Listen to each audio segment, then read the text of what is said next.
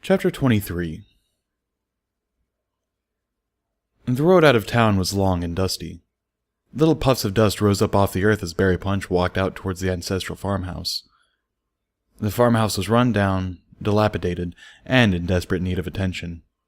There was a vineyard that had overgrown a long, long time ago, a now wild strawberry patch, and various berry thickets, both raspberry and blackberry.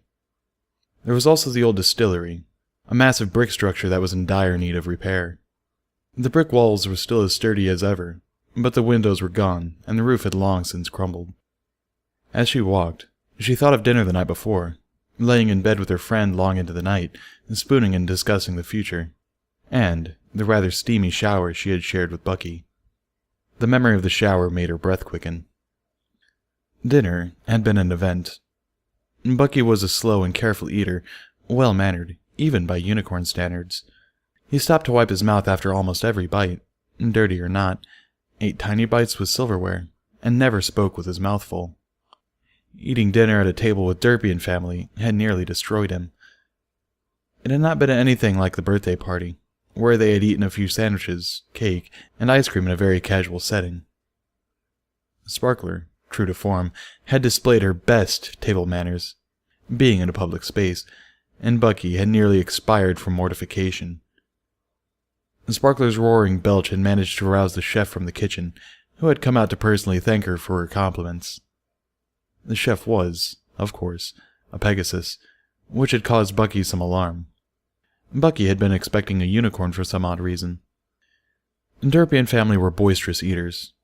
There was a great deal of slurping, chop-licking, mutual face-licking to clean each other's faces, and poor Bucky was at a total loss to understand just what was going on. Ahead, the farmhouse began to rise up into view. Bucky had dealt well enough with the heat from the spicy food, but began to become quite distressed when his nose had begun to dribble near the end of the meal.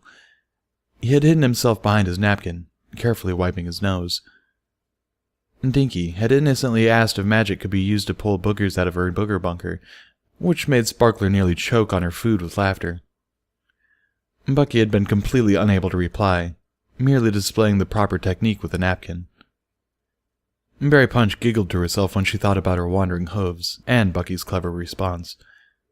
She took a secret satisfaction in knowing that Bucky could be provoked into response, that the repressed and stuffy unicorn still had an impressive mischievous streak.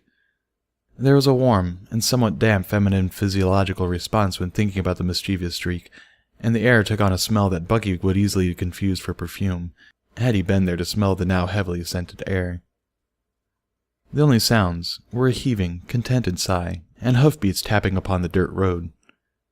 Barry walked in silence, her tail waving from side to side, moving air over her overly warm and somewhat damp nethers, cooling off her body as she walked, fanning what one very confused unicorn would mistake for perfume. Barry Punch stood at the entrance to the homestead, looking at the old farmhouse, and then her gaze fell upon the massive brick distillery. She stared at it for several minutes, blinking as she did so, taking note of the size and solidity of the structure. She had moved everything into Ponyville, getting thoroughly modern equipment and a matching workspace, but the structure was still useful. And Barry had the most wonderful idea. This would be an ideal space for Dinky and other fools to learn magic. The mailbag was especially heavy today, full of mail in several smaller packages. The larger packages required a different delivery service. With every flap of her wings, with every tug of the strap, Derpy quietly reminded herself of why she did what she did. Her foals. She had taken this job, and many other odd jobs when the situation presented itself, all in an attempt to keep her family together, fed, and happy. And no effort was too great. Family was the only thing that mattered. The flock helped, offering assistance, food, even bits sometimes, but Derpy was fiercely proud and resisted help. She had made her way on her own for the most part. All that mattered was Dinky and Sparkler's happiness, and she placed her own needs second. And Dinky, in particular, certainly seemed happy with Bucky. There was a hot, warm flash in Derpy's navel, the warmth spreading and blossoming through her hips as she flew. The day seemed entirely too warm suddenly, and the air became perfumed. Sparkler was also quite taken with Bucky, and had given her approval. Not that Derpy needed Sparkler's approval, but it was nice. Sparkler and Bucky were total opposites as far as unicorns go, and Derpy had witnessed that during last night's dinner. Dinner had been a bit confusing for the gray male mare. Her children had been on their best manners, and, well, Derpy couldn't understand Bucky's manners. By Pegasus standards, Bucky's manners were appalling. Not once did he stop to help her lick her face clean. She had been a little tearful about it later to Barry, when they were both lying in the bed, and Barry had consoled her, reminding her that Bucky simply did not know any better. Unicorns had magic and napkins, and no longer needed a friendly, helpful lick to keep their muzzles immaculately clean. Unicorns and their magic removed a lot of the social interactions that kept a herd together, the common societal bonds of equine interaction. Derpy steeled a resolve to teach Bucky better table manners. His were downright embarrassing and shameful, and had left behind some hurt feelings. Barry was right, of course. It wasn't Bucky's fault, but it was never too late to learn better manners. A few meals at home, perhaps, with Bucky firmly planted between her and Sparkler, and maybe a few quick swats to straighten him out, should set everything straight. Derpy had a very real fear that Dinky would pick on Bucky's manners, and that caused no end of stress and worry. This was a situation that needed correcting, and soon, before it became a problem.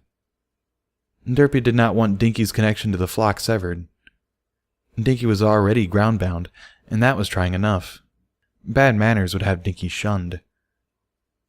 The male mare had worked herself into a frightful state of worry as she traveled up the lane, gently placing mail into boxes, and occasionally leaving small packages on porches, stoops, and stairs. The gray mare had strong feelings of affection for the now tutor of her foal, but he was going to be a work in progress for a very long time. The classroom was filled with constant whispering and giggling, causing Cheerilee to turn around constantly and give a reproachful glare. Bucky sat in the corner, sitting in a chair, reading a book, occasionally looking up to watch Dinky. And Dinky was miserable. The class would not stop talking about what had happened, teasing about the situation with Diamond Tiara and Silver Spoon to no end, and celebrating what Dinky had done. It was causing Dinky no end of emotional distress. Dinky had held it in, though, even though she was on the verge of tears, and had been for almost an hour. "I heard that Diamond Tiara and Silver Spoon are still lumpier than my mother's oatmeal," a young earth pony whispered to a young Pegasus filly. Dinky felt something boil up inside of her, and finally the tears began to spill. "Stop it!" Dinky shrieked. "Stop making fun of them! It's wrong! Just like making fun of my mommy is wrong! Stop! Stop! Stop!" Dinky cried, sparks now spurting from her horn alarmingly. Bucky looked up with some concern. "Come here, Dinky." Bucky beckoned, his tone commanding, but gentle. Dinky fled crying from her seat and ran to Bucky, leaping up into his forelegs and hugging him around his neck. He squeezed her back, trying to soothe her, the worrying sparks increasing in size and intensity. Cheerilee looked very concerned. "Class, I want this talk to stop. Every pony can stay after school and think about Dinky's example, feeling compassion for those who have wronged you," Cheerilee said, her eyes narrowed with discontent. "I want to go!" Dinky wailed, her voice a high-pitched screech. "All right, Dinks, we'll be going. Just try to calm down. You must calm down," Bucky said, still hugging the little foal and stroking her back. "I'm coming too!" cried Pina, looking at her classmates on either side of her. "You're both mean! Shame on you!" "Can Pina be excused with us, Miss Cheerilee?" Bucky asked. "I think Pina will help Dinky calm down once we are out of here," he added. Cheerilee nodded, saying nothing. She continued to glare at her class.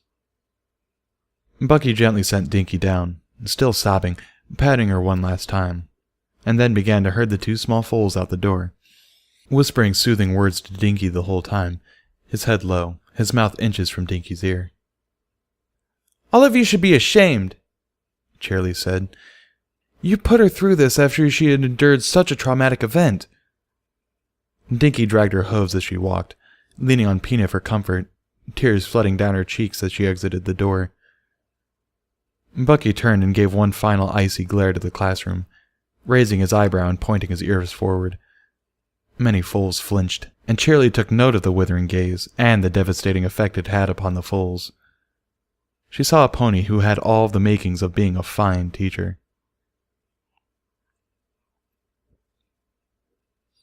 "Dinky Doo Hose, are you going to be all right?" Bucky asked as they walked down the road together, not really knowing where they were going, just walking. The foal did not respond, still walking with her face buried in Pina's shoulder. "Dinky Doofus, please say something," Pina begged.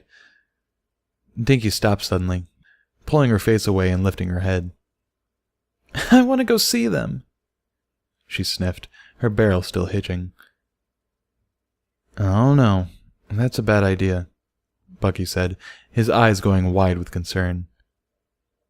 "I need to see them. I need to say I am sorry," Dinky said. "If I don't, I'm going to burst and make a mess." "This is a bad idea, Dinks," Bucky said, shaking his head. "I'll be good. I'll behave. But I need to make this right," Dinky begged. Bucky rubbed his face with a fetlock and puffed out his cheeks, taking a deep breath. He muttered quietly to himself. This was a terrible idea. "It is better if I do this with you. If you don't take me, I'll ask Mommy, and I know she'll take me," Dinky said. Bucky groaned. He stood there, his mind coming up with all kinds of nightmarish scenarios, including a hospital full of bees. This was a terrible idea, and he was a terrible pony for even considering it. "Please," Pina begged, speaking up in support of Dinky. "All right, one very short visit.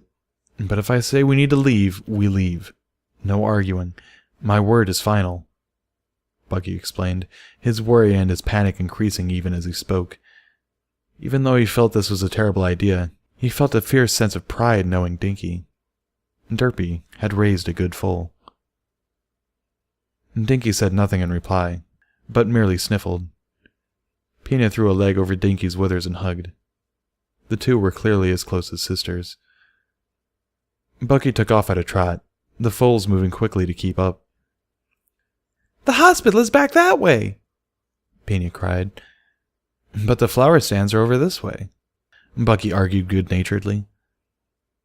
"Oh, you're so sweet," Pina said. "This is why my sister keeps talking about you." Bucky felt a hot blush sear his cheeks at the foal's words. "We'll grab a bite to eat, get some flowers, and then we will stop in to see Diamond Tiara and Silver Spoon, if we are allowed to visit them," Bucky explained.